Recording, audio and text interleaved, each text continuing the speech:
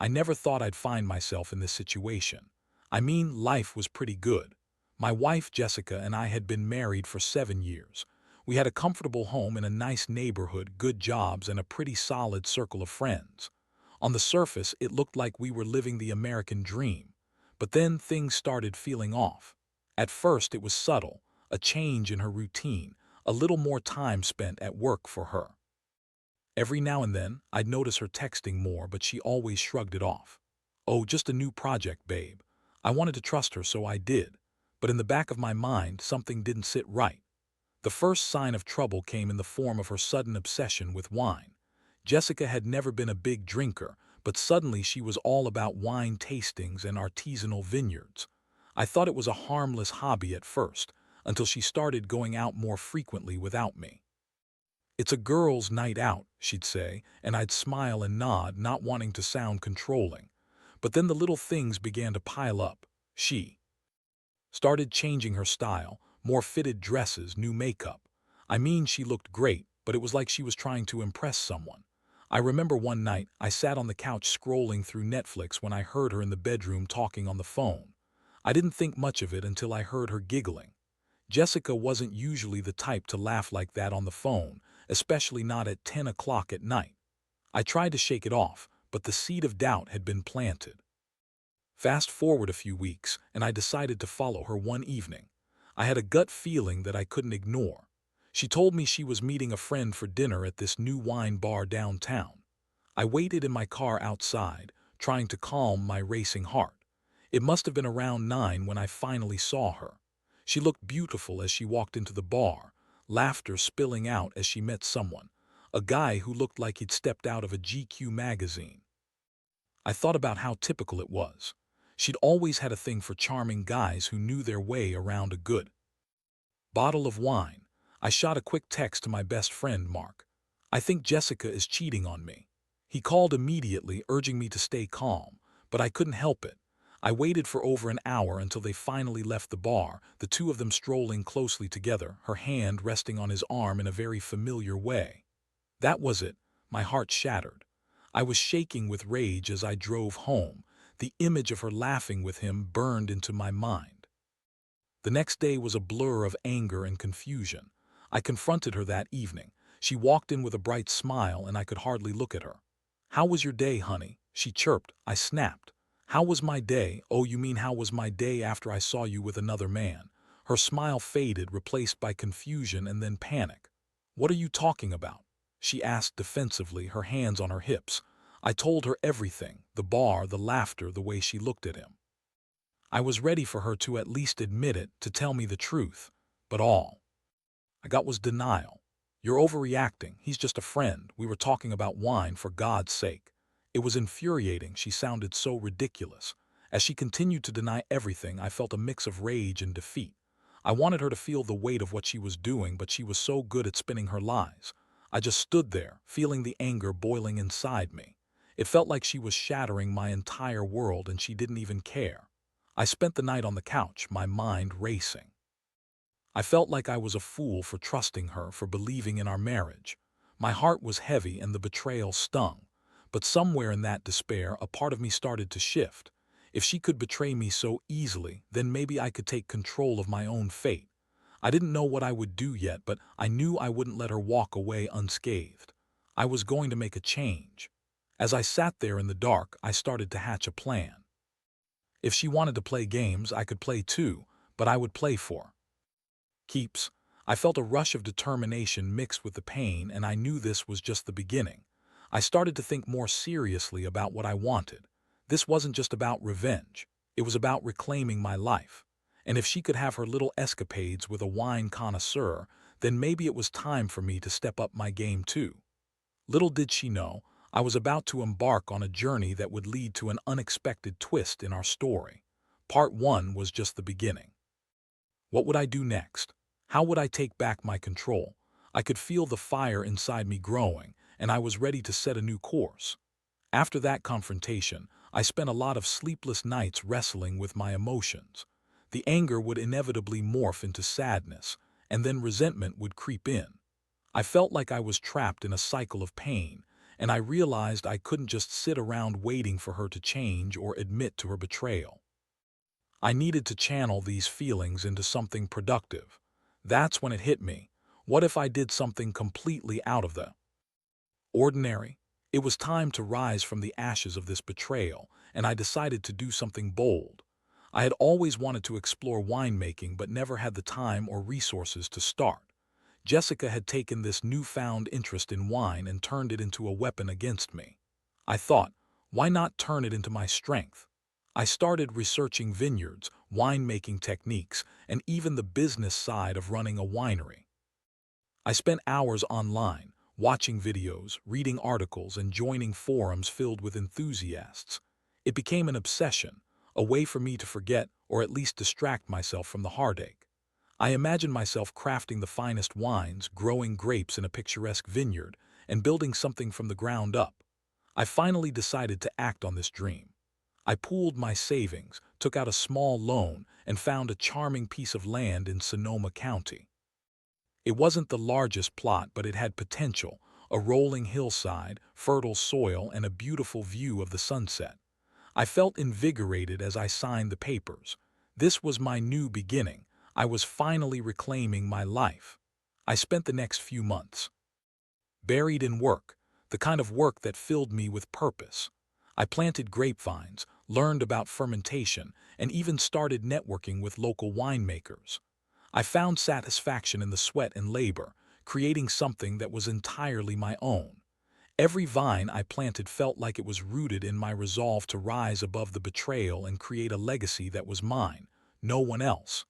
Meanwhile, Jessica remained oblivious. She continued her charade, dragging out her late nights, and I didn't let her know about my new venture. I kept it quiet, allowing her to think that I was still wallowing in the aftermath of her infidelity. I became a master at feigning normalcy, pretending that everything was fine while I was secretly building the foundation of my future. But I wasn't just building a vineyard, I was also planning my revenge. The more I immersed myself in this world of wine, the more I began to envision how I could use it against her. It wasn't enough for me to just succeed. I wanted her to see what she had lost. I started to gather more information about her affair, who this guy was, what he did, and how deeply she was involved with him. I learned that his name was Ethan, a self-proclaimed wine connoisseur who exported rare wines to upscale restaurants around the country. As I learned more about Ethan, I couldn't help but feel a mix of anger and pity. He was everything I wasn't: charming, suave, and apparently had the same tastes that Jessica had suddenly developed. I imagined them at fancy wine dinners, giggling over glasses of vintage Bordeaux while I sat at home wondering where I had gone wrong. But rather than let this consume me, I decided it would only fuel my resolve. The final piece of the puzzle came to me one day while I was at a local wine festival. I saw couples enjoying the wines I was starting to understand and appreciate. And there, amongst the laughter and clinking glasses, I spotted Jessica. She was with Ethan, and they were deep in conversation, sharing a bottle of wine that I had read about just days prior. It was the same kind of wine I had recently placed an order for at my vineyard. Watching them from a distance ignited a fire in me. I could feel my heart pounding, but I wasn't angry anymore. I felt empowered. This was the moment I had been preparing for, and it was time to set my plan into motion. It was time for Jessica to see the man she had betrayed and what he was capable of. I returned home with a newfound sense of purpose. I reached out to the local wine community, networking and making connections. I wanted to ensure that my vineyard would not only be successful, but also that it would have a reputation. I wanted it to be known for its quality and sophistication, something I could present to Jessica as a stark contrast to the life she had chosen with Ethan. As the months rolled by, I poured my heart and soul into the vineyard. I learned how to craft wines, perfected my technique, and even enlisted the help of a few local winemakers who were impressed by what I was doing. I wanted my first vintage to be a statement, a signature wine that would not only reflect my journey but also serve as a reminder of what Jessica had given up. The day my first bottles were ready for release, I felt a rush of adrenaline. I organized a launch event at a local wine bar, inviting friends, family, and anyone who had supported me on this journey. I wanted to showcase what I had created, but more importantly, I wanted Jessica to be there to see it all. I could hardly wait for the day to come. I envisioned her standing there, looking at me with a mix of surprise and regret as she realized what she had lost. It was poetic, like something out of a movie. I felt ready to embrace the next chapter of my life, one that would be defined by my success and not by her betrayal. I was about to show her that this was my vineyard, my legacy, and the last laugh would be mine. With every sip of the wine I produced, she would remember the choice she made and how it had led to her losing me forever. I was ready. I was alive again, and nothing would stand in my way. The day of the launch event arrived, and I couldn't have been more excited. I spent the morning at the vineyard making sure everything was perfect. The sun was shining, the vines were lush, and the air was fragrant with the scent of ripe grapes. It felt surreal, like I was finally living the dream I had so long craved. As the afternoon rolled in, guests began to arrive. Friends, family, and local wine enthusiasts filtered into the venue, greeted by the cheerful atmosphere and my carefully selected wines. I made sure to keep my focus on everyone around me, laughing, toasting, and sharing stories about my journey in winemaking. But in the back of my mind, I was waiting for Jessica. I had sent her an invitation, hoping she'd come. I wanted her to see what she had lost. The clock ticked, and after an hour, just as I was beginning to wonder if she'd show, I spotted her at the entrance. She walked in, looking stunning in a fitted dress that hugged her curves perfectly. I could see her scanning the room, and when our eyes met, there was a flicker of recognition. I felt a surge of satisfaction as I noticed her expression shift from confusion to surprise. She hadn't expected to see me here thriving. "Wow, this is amazing!" Jessica exclaimed, trying to mask the discomfort in her voice as she approached me. "I didn't know you were doing all this." "Yeah, it's been quite the journey," I replied, forcing a smile that felt both genuine and smug. "Would you like to try some of my wines?" "Sure," she said, her voice a bit shaky. I could tell she was trying to play it cool, but the tension hung thick in the air. I poured her a glass of my signature blend, a rich, full-bodied red that I had specifically crafted to showcase my unique style. As she took her first sip, I watched her expression change. I could see the surprise in her eyes as she savored the flavor. "This is incredible. I never knew you had this talent," she said, her tone shifting from shock to admiration. "You should really consider opening a winery." I chuckled softly. "Funny you mentioned that. I actually did open a winery." I gestured around, letting the reality of the moment sink in. "This is my launch event." Her eyes widened in disbelief. "Wait, you're serious?" "Absolutely," I affirmed, enjoying the moment. "I've put my heart and soul into this place. It's funny how things work out, isn't it? You find inspiration in the most unexpected places." As the evening progressed, I made sure to keep her close. I introduced her to friends and showcased my wines, making a point to highlight the unique aspects of each blend. I noticed her glancing at Ethan, who was also at the event, mingling with other guests. The idea of her being there with him while I was standing before her, alive with purpose, felt like poetic justice. "Is Ethan here?" I asked casually, feigning indifference as I poured myself a glass. "Yeah, he's here," she replied, avoiding my gaze. "He's been really supportive of me lately." "Supportive? Is that what we're calling it now?" I smirked, unable to mask my disdain. "Does he have any idea how much you've been lying?" Jessica's face flushed with anger, and I could see the wheels turning in her head. "You don't know anything about our relationship, Ryan. You have no idea what you're talking about," she spat back, her voice rising slightly. "Oh, I think I have a pretty good idea. You've betrayed our marriage for someone who's apparently all about wine, huh? Well, congratulations. You picked the right guy to play with," I said, my voice steady, but my heart was racing. The thrill of confrontation was intoxicating, and I could feel the tension crackling between us, but I didn't want the evening to devolve into a screaming match. I had worked too hard for this moment. I took a deep breath and changed the subject. "Let's just enjoy the night, shall we? I want everyone to experience the fruits of my labor." As the night wore on, Jessica's demeanor changed.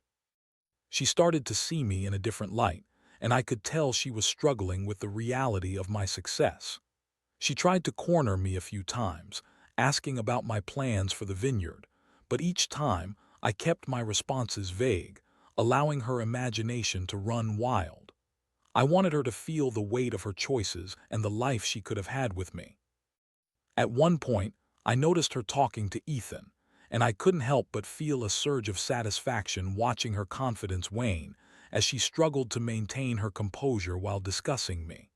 I overheard snippets of their conversation, and it felt like a knife twisting in my gut when I heard her say, "I never thought he'd do something like this. I thought he would just sit around and mope." "Guess you underestimated me," I thought, taking a sip of my wine and savoring the flavor while I watched them from a distance. I could feel the weight of the moment. This was my victory, and I wanted to relish it. As the evening came to a close, I made a point to say goodbye to everyone, thanking them for coming. When it was finally time for Jessica to leave, she approached me reluctantly. "I didn't know you had it in you, Ryan," she admitted, her tone softer now. "You really have built something special here." "Thanks, Jess, but it's too late for us," I said, my voice steady. "You made your choice and I've made mine. This vineyard is a piece of my future and I plan on thriving without you." She nodded slowly, a look of regret passing over her face. I couldn't tell if it was genuine or just another one of her manipulative tricks, but at that moment I didn't care. I had reclaimed my narrative and it felt empowering. As she walked away, I felt a mix of triumph and sadness. I had taken control of my life and turned my pain into something beautiful, but I couldn't help but wonder what could have been. I had found my passion, my path forward, and I was ready to embrace whatever came next. With each glass of wine poured, I felt a renewed sense of purpose. I was ready to move forward, stronger, wiser, and determined to leave behind the remnants of a marriage that no longer served me. The vineyard was more than just a business. It was a testament to my resilience.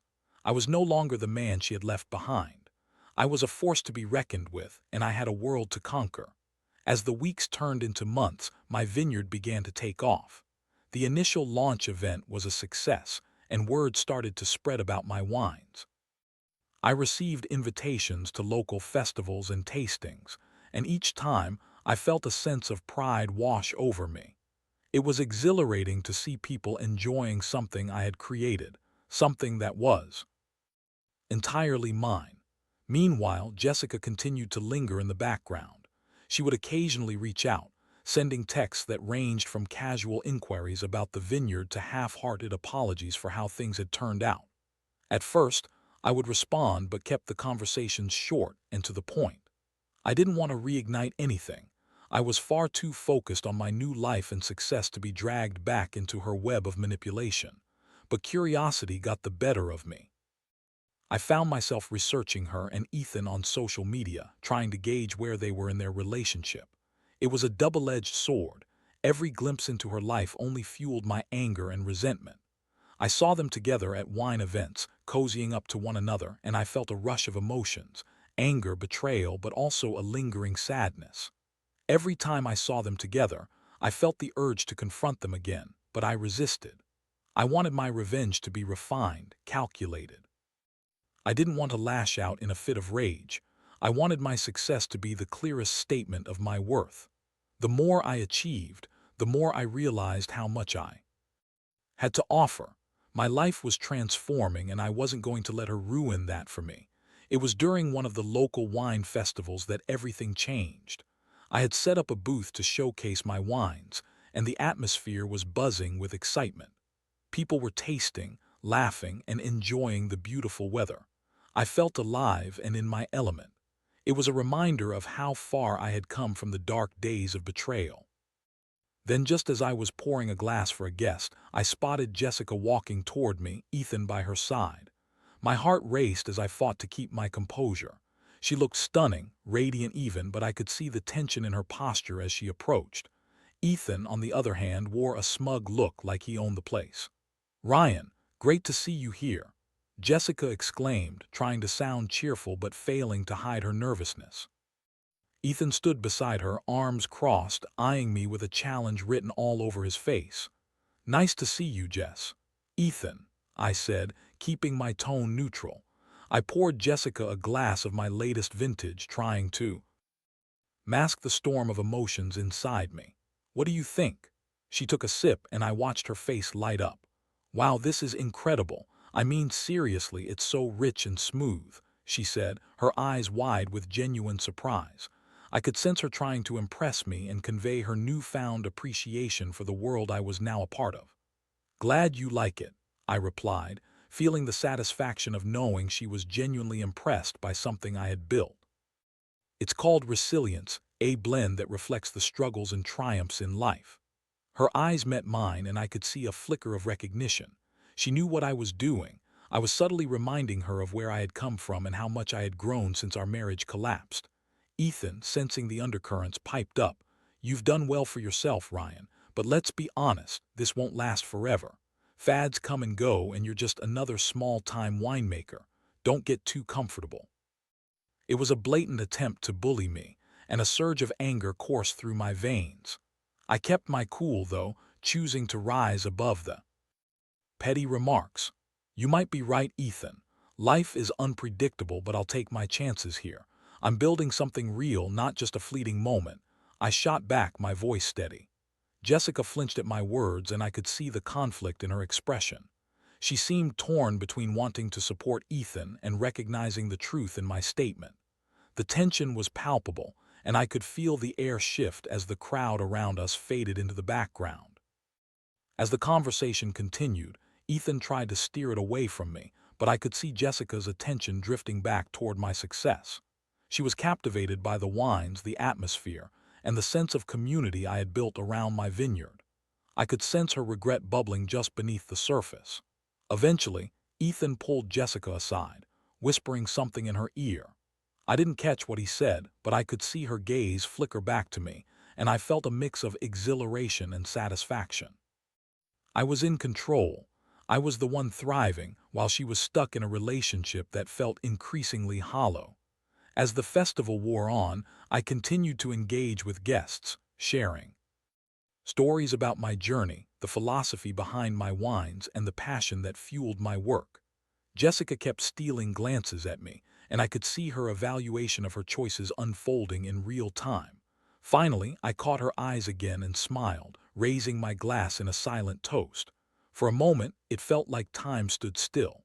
I was no longer the man who cowered in the shadows of her betrayal. I was a successful winemaker with a life filled with promise. She needed to see that. Later in the evening, as the sun began to set and the festival started to wind down, Jessica approached me once more, a shadow of uncertainty in her eyes. "Can we talk?" she asked quietly, glancing around to ensure Ethan wasn't nearby. "Sure," I replied, intrigued yet cautious. We stepped away from the booth, finding a quiet corner amid the festivities. "I've been thinking a lot about everything," Jessica began, her voice wavering. "I never expected you to succeed like this. I underestimated you and I'm sorry." "Sorry," I echoed, crossing my arms. "Is that all you have to say after everything? Look, I know I messed up. I was stupid to think I could just walk away without consequences. I thought I could have it all, but it turns out I lost the best thing I ever had," she admitted, her eyes welling with emotion. I felt a wave of conflicting emotions, anger, sadness, a hint of pity. "And now you think you can just waltz back into my life?" I asked, my voice steady yet cold. "You had your chance, Jess. You made your choice." She looked down, shame creeping across her features. "I know I did. But seeing you here, thriving and happy, it made me realize what I threw away. I thought I wanted something different, but I see now that I was wrong." The sincerity in her voice caught me off guard. For a fleeting moment, I almost felt sympathy for her, but then I remembered the pain, the betrayal, and the journey I had fought to reclaim my life. "I'm glad you're seeing things differently, but it doesn't change what happened. You made your bed." "I know," she whispered, tears brimming in her eyes. I wanted to tell you how proud I am. You've done something incredible here, and I wish it could have been different." "I appreciate that, but I'm not going to let you back in," I said firmly, my resolve strengthening. "I'm moving forward, and you're not part of that future anymore." Her face fell, disappointment washing over her. "I understand. I just wanted you to know how I feel," she said, her voice small. "Thanks for saying that, but I need to focus on my vineyard and my life, Jess. I hope you can find what you're looking for, but it's not with me. I replied, trying to keep my tone gentle yet firm. As we stood there in silence, I realized this was it. The closure I never thought I'd get. She had seen the man I had become, and while it was painful, it was also liberating. I didn't need her validation anymore. I had forged my own path, and I was proud of it. With one last look, she nodded and walked away, leaving me alone with my thoughts. I felt a whirlwind of emotions, relief, anger, sadness, but mostly empowerment. I had closed that chapter, finally ready to embrace the future I had worked so hard for. As I looked around the festival, watching people enjoy my wines and the sense of joy in the air, I understood that I was stronger than I ever realized. The vineyard was thriving, and so was I. My journey was far from over, and I was more determined than ever to make it a story worth telling.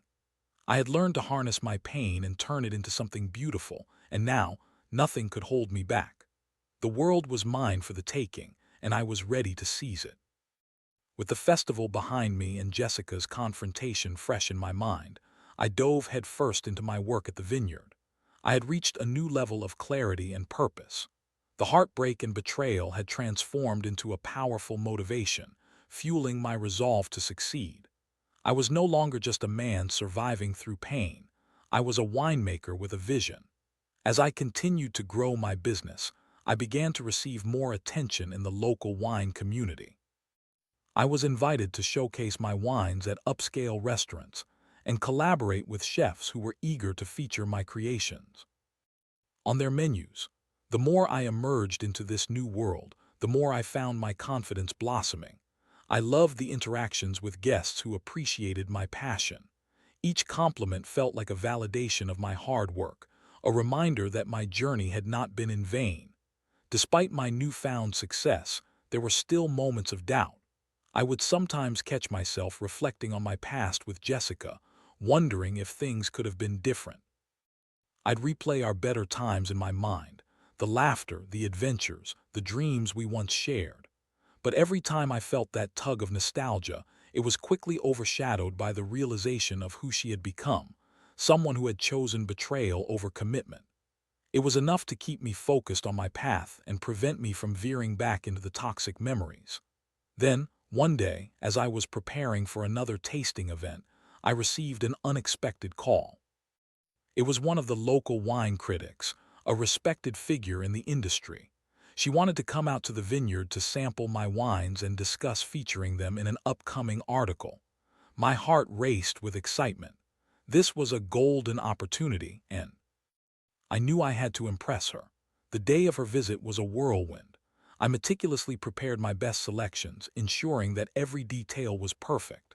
I wanted to show her not just my wines, but the spirit of my vineyard, the passion, the dedication, and the hard work that had gone into building it from the ground up.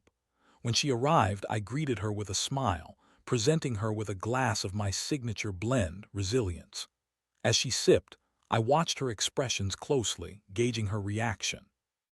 To my delight, her eyes lit up, and she began to ask questions about my process, my philosophy, and the journey that led me to winemaking. We spent hours discussing everything from grape varieties to fermentation techniques. I shared my story, the pain of my divorce, the rebirth of my passion, and how I had poured every ounce of my heart into this vineyard. She listened intently, and I could see the admiration in her eyes. "This story is compelling," she remarked as we finished our tasting. "There's a raw authenticity here that's hard to find in the industry today. I think people will connect with your journey, and it will resonate deeply." Her words filled me with a sense of pride I hadn't felt in a long time. This was validation beyond anything I had imagined, a recognition of my hard work and determination. As she prepared to leave, she promised to feature my wines in her article and expressed her excitement about sharing my story with the world. That night, I celebrated. I poured myself a glass of Resilience and raised it in a toast to the future. I felt like I was finally stepping into my own after years of feeling lost and betrayed. I was becoming who I was meant to be, and nothing could take that away from me. But as fate would have it, the very next morning brought an unexpected twist. Just as I was about to head out to the vineyard, Jessica showed up unannounced at my front door. I was taken aback, momentarily stunned by her presence. "Ryan," I know this is unexpected, but I really need to talk to you, she said, her voice shaky. I hesitated, unsure of what to do. Part of me wanted to slam the door shut, to tell her to leave me be, but another part was curious about what she had to say. Finally, I took a deep breath and stepped aside, allowing her in. "What's going on?" I asked, my tone guarded. "I've been thinking a lot," she said, wringing her hands nervously. "About us, about everything. I know I messed up, but I've realized I want to be part of your life again. I've changed, Ryan. I want to support you in your journey." I felt a rush of disbelief and anger. How could she waltz back into my life and expect me to just accept her apologies? "You can't just come back after everything, Jess. You made your choice," I replied, my voice steady but laced with frustration. "I know, but I see you thriving now, and it makes me realize what I lost. I want to be in your life again, not just as your ex-wife, but as a partner. I know I can help you with the vineyard. I've learned so much from Ethan. I could bring fresh ideas, connections." She trailed off, her words tumbling out in a desperate attempt to convince me. "Ethan, wasn't he the one you chose over me?" I challenged, my heart racing at the thought of her trying to manipulate me again. "I know it sounds bad, but we ended things. I realized he wasn't what I wanted. I made a mistake, Ryan," she insisted, her eyes pleading for understanding.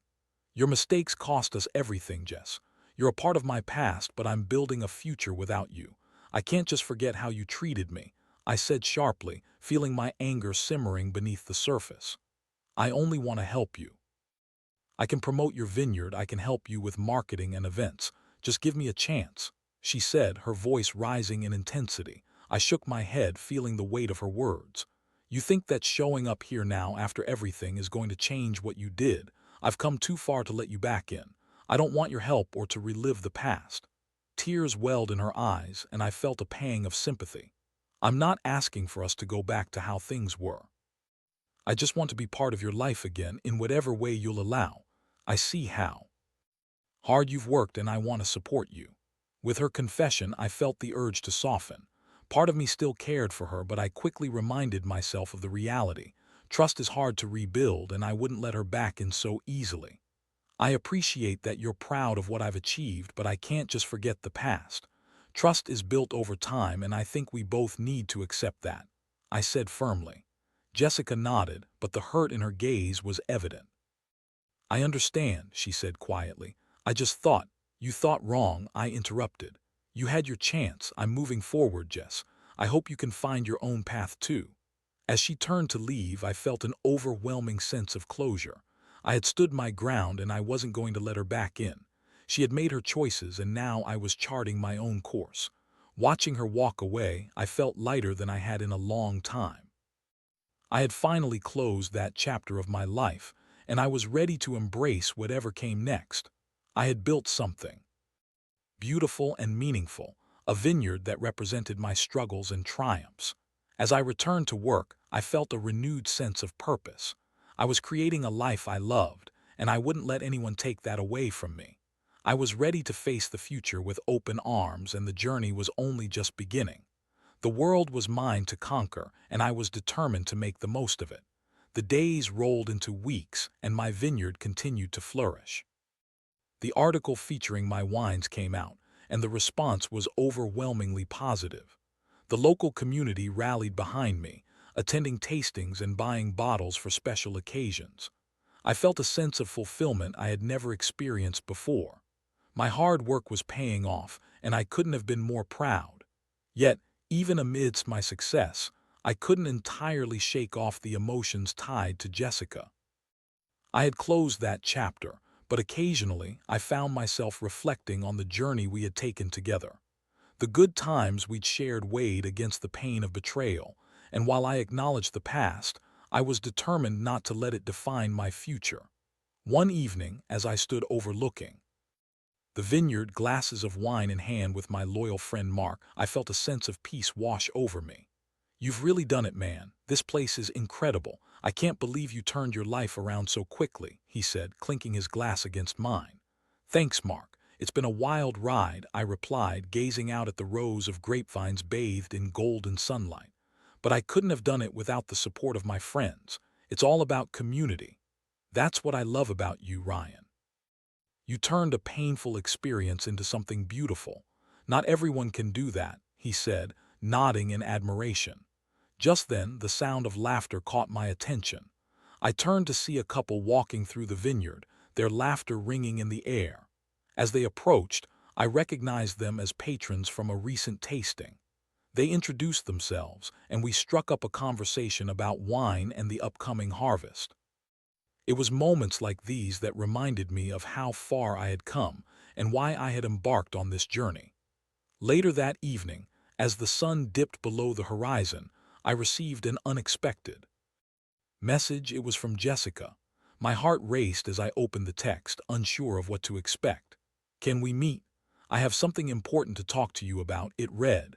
I took a moment to process her request. Part of me felt conflicted. I had already laid down the boundary, but another part was curious. What could she possibly have to say now? After contemplating for a while, I decided to meet her, if only to hear her out one last time.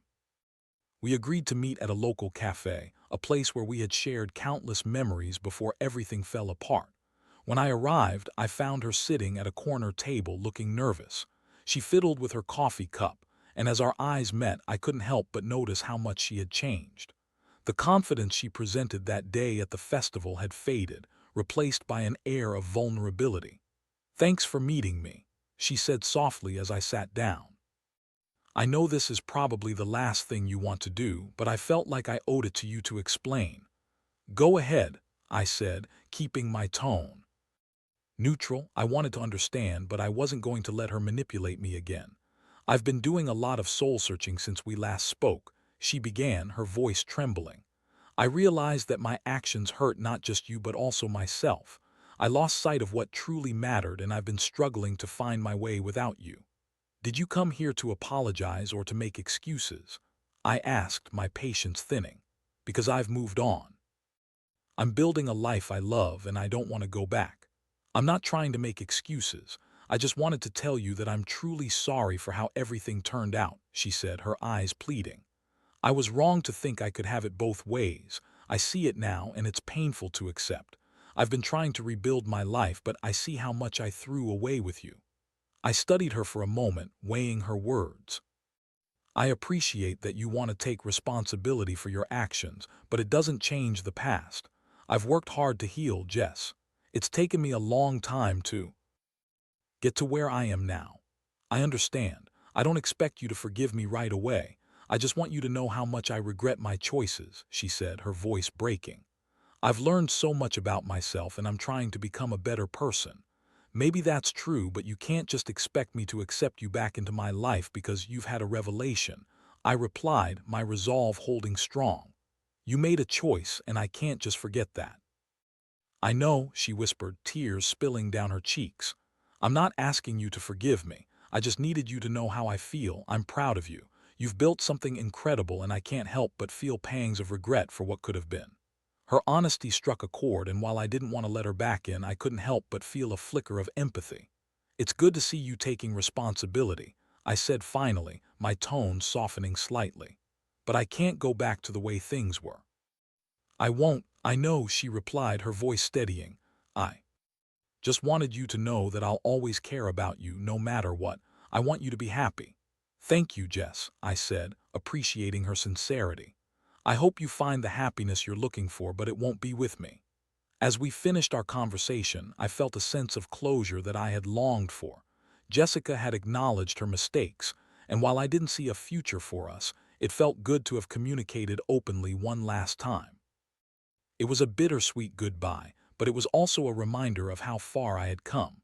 After we parted ways, I returned to the vineyard, feeling lighter than I had in years. The sun was setting, casting a golden glow over the rows of vines. I took a deep breath, inhaling the sweet scent of grapes ripe for harvest. I felt alive again, filled with purpose and hope for the future. I was on a new path, one that was defined by my own choices and victories. The vineyard was my sanctuary, a testament to my resilience and strength. With each passing day, I was building a legacy that was uniquely mine. As I stood there, I realized that heartbreak and betrayal had led me to discover my true self. I was no longer a victim of circumstance. I was a creator of my own destiny. Whatever challenges lay ahead, I was ready to face them head-on, armed with the lessons I had learned along the way. In that moment, I raised my glass to the horizon, toasting to the future. I had found my way back to myself, and nothing would hold me back. Life was full of possibilities, and I was ready to embrace them all, one sip at a time.